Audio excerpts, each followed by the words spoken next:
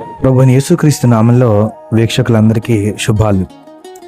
మా ఎంఏఎఫ్ టీం తరపున రాష్ట్రంలో అనేక ప్రాంతాల్లో ఉచితంగా స్వార్థ సభలు, అలాగే కుటుంబ, సామాజిక, ఆధ్యాత్మిక చైతన్యం కోసం సెమినార్స్ మేము నిర్వహిస్తూ ఉంటాం. అంతేకాదు చాలా ప్రాంతాల్లో ఉన్న పేద ప్రజలను దర్శించి మాకు కలిగిన దాంట్లో వారందరికీ ఆర్థికంగా ఎంతో కొంత సహాయం చేస్తూ ఉంటాం. దానిలో భాగంగానే మా టీం సభ్యులందరూ కలిసి నల్లమల ఫారెస్ట్లో చాలా దూరంగా మధ్య అడవిలో ఉన్నటువంటి ఒక సుదూర ప్రాంతంలోని చిన్న గ్రామానికి వెళ్ళాలని నిర్ణయించుకున్నాం. ఆ ప్రాంతంలో ఒక సేవకుడు గుంటూరు నుండి వెళ్ళి చాలా గంటల ప్రయాణం చేసి ప్రతి శనివారం తన కూతురు అలాగే మరొక చెల్లితో కలిసి ఆ ప్రాంతానికి వెళ్ళి వాళ్ళకి భోజనాలు వండి వారికి వాక్యం చెప్పి భయంకరమైన పులులు, సింహాలు, అలాగే ఎలుగుబంట్లు తిరిగే ఆ ప్రాంతంలో ఆ గ్రామస్తులు సహితం రావడానికి భయపడే చీకటి పూటే తిరిగి ప్రయాణం అవుతూ ఉంటాడు. ఆ సహోదరుడి ప్రయాస చూసి అతని ఆహ్వానం మేరకు మేము అందరం కూడా ఆ భయంకరమైన అడవికి వెళ్ళడం జరిగింది. మీరు నమ్మండి, మేము వెళ్ళే దారిలోనే పులులు తిరుగుతూ ఉన్నాయి. మేము వెళ్తున్నప్పుడే ఫారెస్ట్ ఆఫీసరు కారు వేసుకుని మాకు ఎదురుగా వచ్చి, పిల్లలు గల తల్లి అయిన పులి ఇదే ప్రాంతంలో తిరుగుతుంది, మీరు ఎందుకయ్యా ఇటు వచ్చారు, అత్యంత ప్రమాదం, మీరు వెళ్ళిపోండి అని చెప్పారు. అయినా సరే మేము నడుచుకుంటూ ఆ ప్రాంతాన్ని చూసాం. అద్భుతమైన వాతావరణం, అద్భుతమైన మనుషులు కూడా. ఆ ప్రాంతాన్ని కొంత దూరం ఆటోలో వెళ్ళగలిగినంతసేపు ఆటోలో వెళ్ళినా అది సరైనటువంటి దారి కాదు. అది ఆ దారి కూడా ప్రారంభంలో మనిషి మాత్రమే నడవగలిగే దారి ఉండేది. కానీ ఆ తర్వాత అక్కడ ఒక మిషనరీ దొరగారు ఇళ్ళు కట్టించి, ఆ ఇళ్ళు కట్టించడానికి అవసరమైన మెటీరియల్ తోలించడానికి మనిషి మాత్రమే వెళ్ళగలిగే దారిని ఒక 4 చక్రాల బండి వెళ్ళగలిగే దారిగా మార్చాడు. ఇక ఆ తర్వాత ప్రభుత్వం కానీ మనకి ఎవ్వరు కూడా దాన్ని పట్టించుకున్న దాఖలాలు లేవు. ఆ ప్రాంతంలో మేము వెళ్తున్నప్పుడు ఒక చెట్టు మీద ఓసరి వెళ్ళి కనపడింది. మా టీం సభ్యులంతా పరుగు దాని వీడియోలు తీయడానికి వెళ్ళి చూసాం. నిజంగా చాలా సంతోషం అనిపించింది. ఎందుకంటే డైరెక్ట్గా మేము ఎప్పుడు ఓసరి వెళ్ళిన చూడలేదు. అయితే అది చూసి బయటకు వచ్చిన తర్వాత అక్కడ ఉన్న ఒక గొర్రెల కాపరి మాకు చెప్పాడు, సార్ దొరగారు మీరు అటు వెళ్ళకండి, ఎందుకంటే అది చాలా ప్రమాదకరమైందండి, అది కరిస్తే మందు కూడా లేదు, వెంటనే చచ్చిపోతారు మీరు అని చెప్పాక మా వాళ్ళందరూ అవాక్కయ్యారు. ఓసరి వెళ్ళి అంటే తొండలాగే ఏదో చిన్న జంతువు అనుకున్నాం, కానీ అది కరిస్తే కూడా ప్రాణాలు పోతాయని వాళ్ళు చెప్పాక కానీ మాకు తెలియలేదు. ఇక తర్వాత మా దారిని మేము నడుచుకుంటూ వెళ్ళడం ప్రారంభించాం. అయితే దాన్ని చూశాక మాత్రం చాలా సంతోషం అనిపించింది. ఇంటి దగ్గరకు వచ్చి మా పిల్లలకు చూపిస్తే వాళ్ళు పదే అదే వీడియోని చూస్తూ వచ్చారు. లిటరల్లీ మీకు చెప్పాలంటే చాలా లోతైన అడవిలోకి వెళ్తున్నాం మేము. బయట ప్రపంచానికి దూరంగా అడవిలోనే సుమారు 15 నుంచి 20 కిలోమీటర్ల దూరం. అటు సరైన దారి లేదు, ఒక రాళ్ల కుప్పలతో కూడినటువంటి దారి. ఆ దారిలో ఆటోని వేసుకుని వెళ్ళిపోవడం కనా కష్టం అయిపోయింది.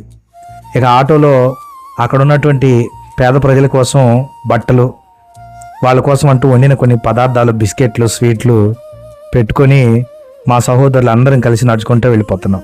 పాపం మా సహోదరులంతా కష్టమైనా సరే రోజు చల్లగా ఏసీల్లో ఉండేటువంటి వాళ్ళు దేవుని పని కోసం అక్కడున్న ప్రజలను ఎలాగైనా చూడాలి, పాపం మా సహోదరుడు ఆహ్వానించాడని అంత రాళ్ల గుట్టల రోడ్లు కూడా చాలా ఓపిక చేసుకొని అంత వయసులో కూడా వాళ్ళు నడుచుకుంటూ వచ్చారు. అది మీరు కనపడుతున్న సహోదరులందరూ చిన్నపిల్లలే. ప్రతిరోజు శనివారం రోజు, ప్రతి వారం శనివారం అక్కడ ఉన్న వాళ్ళ కోసం భోజనాలు వండుకొని వెళ్ళి ఆ గ్రామంలో వాళ్ళకి పెట్టి స్వీట్లు ఇచ్చి చిన్నపిల్లలకి సండే స్కూల్ చెప్పి వస్తారు. అత్యంత ప్రమాదకరమైన అడవిలో చాలామంది క్రైస్తవులు పట్టణాల్లో ఖరీదైనటువంటి చర్చిల్లో అన్ని సౌకర్యాలు ఉన్నటువంటి మార్గాల్లో వెళ్తూ కూడా మేము తెగ కష్టపడిపోతున్నాం అని ఫీల్ అవుతుంటారు. ఏసీ గదుల్లో పెద్ద అలంకరించబడ్డ చర్చిల్లో వాక్యం చెప్పి మేము గొప్ప సేవ చేస్తున్నాం అనుకుంటారు. కానీ ఇక్కడ సేవ చేసినటువంటి సహోదరుడు, ఆ బైక్ మీద ఉన్నటువంటి సహోదరుడు జగదీష్ గారు అంటారు, కొన్ని కిలోమీటర్లు నడిచి ఒక్క రూపాయి ఆశించకుండా వాళ్ళ దగ్గర మాకు ఏది దొరకదని తెలిసిన గుంటూరు పట్టణం నుండి అంత లోతైన నల్లమల అడవుల్లోకి వెళ్ళి, ఆ ఒక్క ఊరే కాదు ఇంకా భయంకరమైన అడవిలో మరింత లోతుకెళ్ళి ఇంకా 2-3 గ్రామాల్లో సువార్త చెప్తూ ఉంటాడు. ఆ చెల్లెలు కూడా, ఆ ఆడపిల్లలు కూడా ఆ జగదీష్ గారి పిల్లలే. ఒక అమ్మాయి, ఆయన కూతురు, ఇంకొక అమ్మాయి వాళ్ళ ఇంటి దగ్గర పాప. వాళ్ళని తీసుకొని అంత భయంకరమైన అడవిలోకి వెళ్ళి ప్రతి వారం సువార్త చెప్పి వస్తారు. పాపం మా సహోదరులు ఆనందన్న, అలాగే అనిల్ అన్న, అలాగే సహోదరుడు నిరీక్షణ గారు బైక్ మీద వెళ్తున్నారు. అలాగే రాఘవులు, ఆనందన్న వాళ్ళ సంఘానికి చెందిన వాళ్ళు. ఇంత చాలా కిలోమీటర్లు అంతా నడుచుకుంటూ వచ్చేసారు పాపం వాళ్ళు. అలా నడవడంలో ఎక్కడ వాళ్ళు భారం అనుకోలేదు.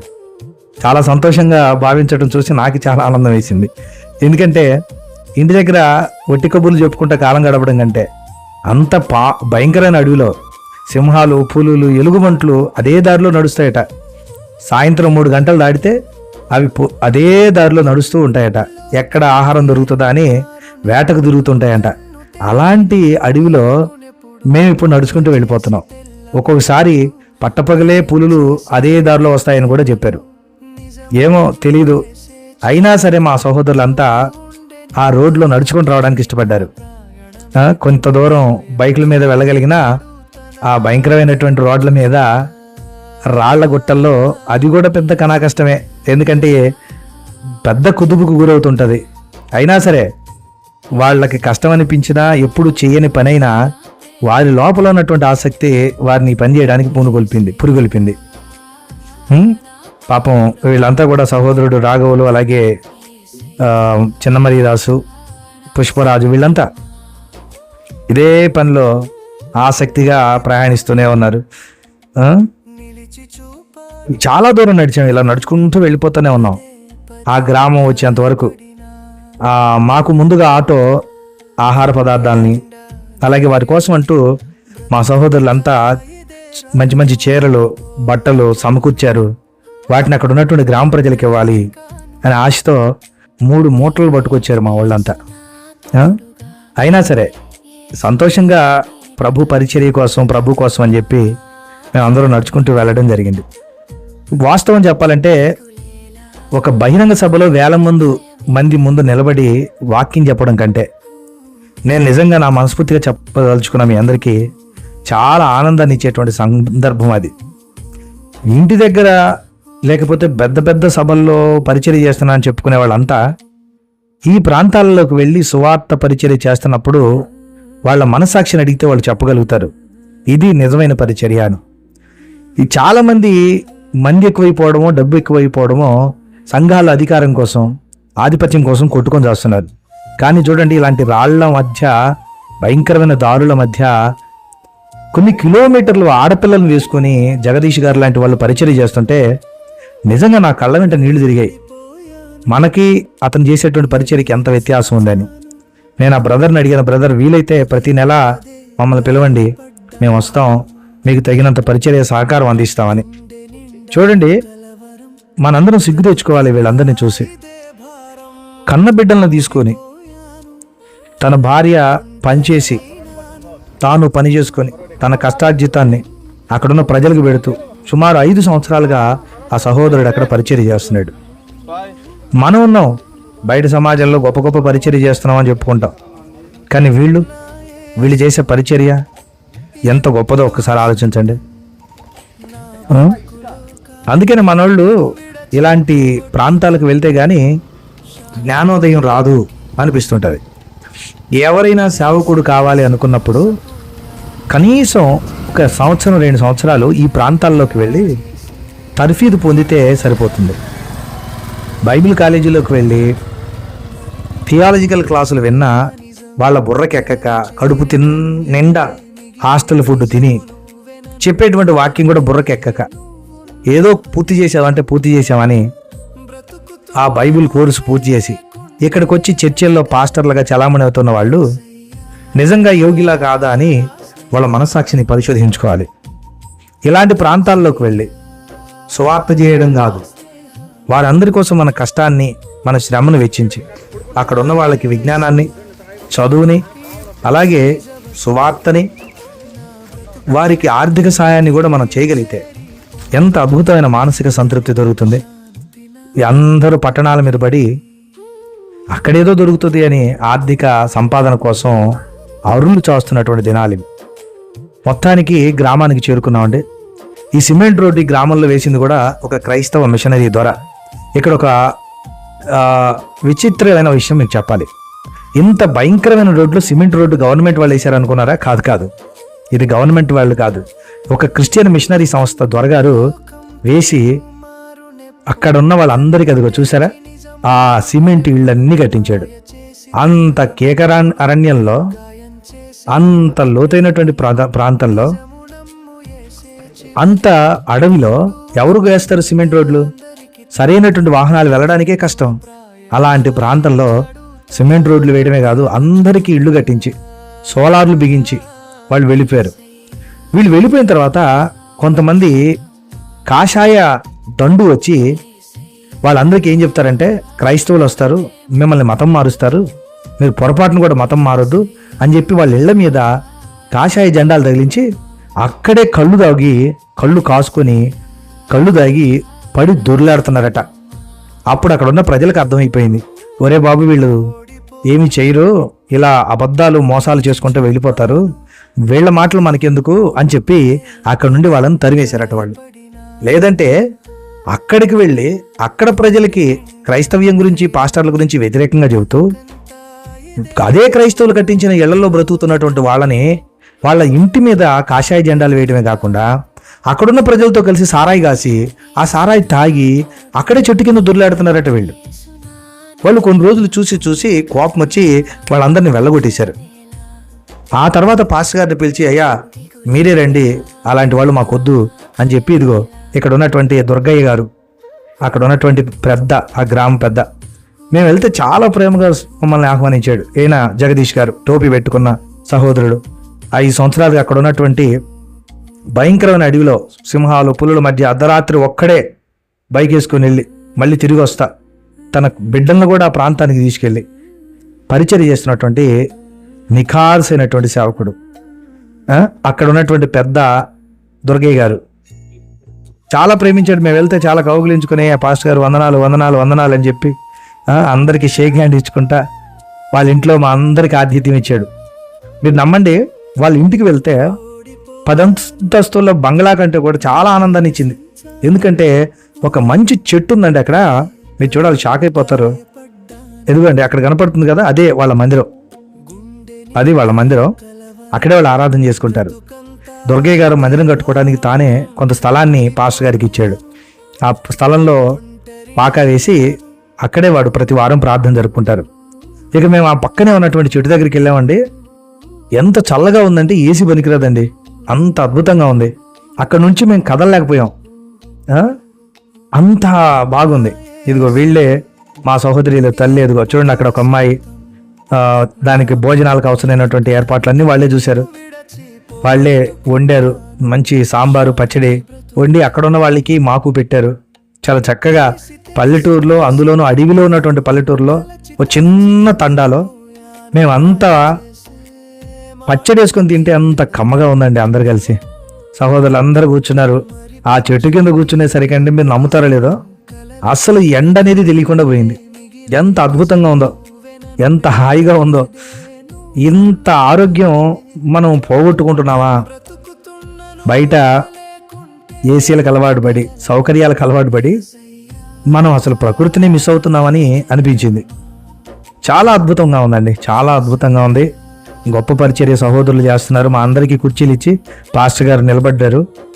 వాళ్ళకి సహకారం అందించేటువంటి సహోదరులు నిరీక్షణ గారి మధ్యలో ఇక్కడ అనిల్ అన్న, అలాగే ఆనంద్ అన్న, తమ్ముడు పుష్పరాజు, అలాగే తమ్ముడు అశోక్ రావు, అలాగే తమ్ముడు వంశీ, వీళ్ళందరూ కలిసి నేను వెళ్ళగానే 2 పిల్లలు నా దగ్గరకు వచ్చారు. నేను తీసుకోగానే చక్కగా నా పైన వచ్చి కూర్చున్నారు. అడుగుతుంటే సమాధానం చెప్పారు. ఎంత నిష్కల్మషమైనటువంటి మనసులో వాళ్ళవి. పిల్లలంతా ఆడుకుంటా సరదాగా.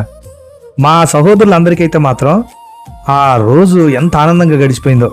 ఓ పక్కన పరిచర్య చేస్తున్నాం ఆనందంతో పాటు ఒక మంచి అనుభూతితో కూడిన ప్రకృతిని అనుభవిస్తున్నామనే సంతోషం కూడా మాకు అనిపించింది. చాలా అద్భుతం అండి ఆ ప్రాంతం మాత్రం. మీరు నమ్మండి, ఇది ఆ ఇళ్ళు చూస్తే మీరు ఎక్కడో ఈ చిన్న పల్లెటూరులోనో దగ్గర ఉన్న ఆ ఊరు చివరో ఇళ్ళు అనుకుంటారు మీరు. కాదు, అది మామూలు ప్రాంతానికి 25 కిలోమీటర్ల లోతుకి ఉన్నటువంటి ప్రాంతం. అది చెల్లి జగదీష్ గారి కూతురని వాళ్ళ ఫ్రెండ్ అండి.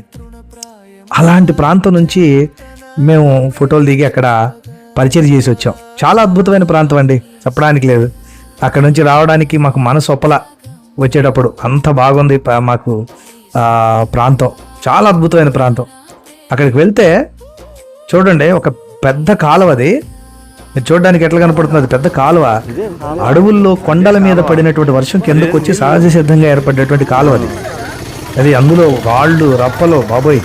అయినా సరే దేవుని కృప వల్ల మేము వెళ్ళడానికి అవకాశం కుదిరింది.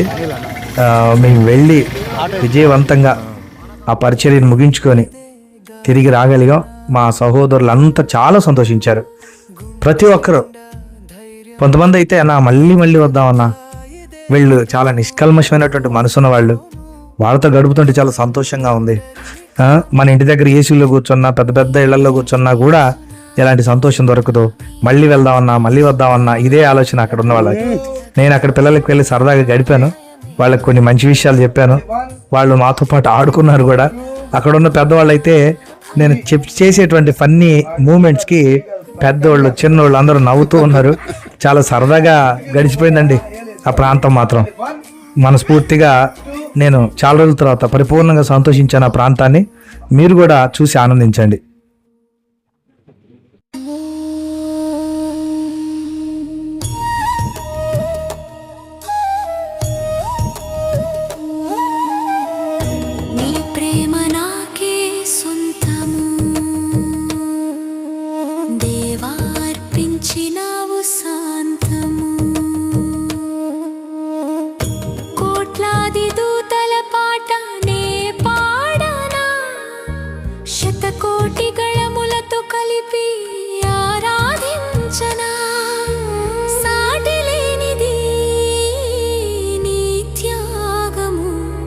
చరితంది ఉవ్వలేని అద్వితీయము.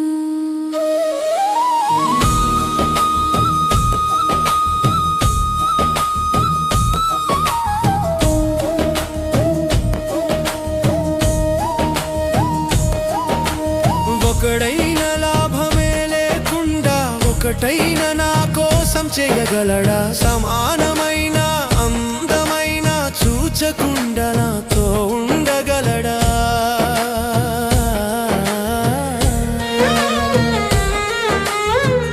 ఏ లాభము కోరక వెనుకడుగే వేయక ప్రాణమే త్యాగమని ధార పోసినావు. యేసయ్య నీ రక్తాన్ని పారబోసినావు. నాకు ధైర్యాన్ని నొసగిన ప్రేమ, ప్రేమ బ్రతుకుపై అసలు రేపిన ప్రేమ, ప్రేమ నాకు ధైర్యాన్ని నొసగిన ప్రేమ, ప్రేమ బ్రతుకుపై అసలు రేపిన ప్రేమ. భయపడక బ్రతుకుట నేర్పిన ధైర్యమా, బ్రతుకులో విలువలు నేర్పిన దైవమా, బ్రతుకులో విలువలు నేర్పిన దైవమా.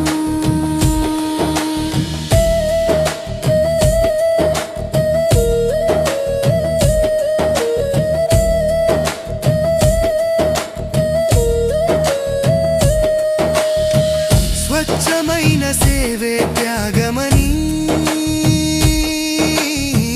స్వర్గ సింహాసనాన్ని విడిచి అణగారిన నా వంటి వారి కోసమే ఆడువడువు అర్పితమాయే ఆ ప్రేమ నీదే, ఆ జాలి నీదే. పాపమునైన నా కోసము తలదించావే, నెలకొరిగావే.